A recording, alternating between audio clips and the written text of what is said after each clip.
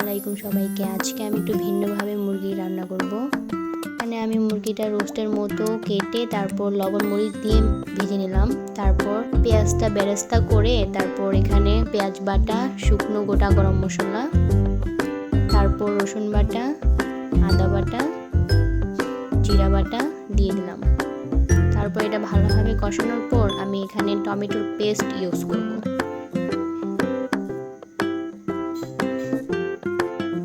এই তো টমেটোর পেস্টটা দিয়ে দেওয়ার পর ভালোভাবে কষিয়ে নিতে হবে।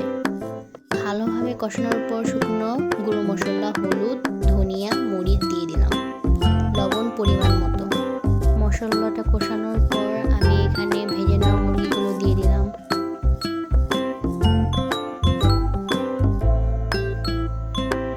মুরগির সাথে মশলাগুলো ভালোভাবে কষিয়ে নেওয়া লাগবে।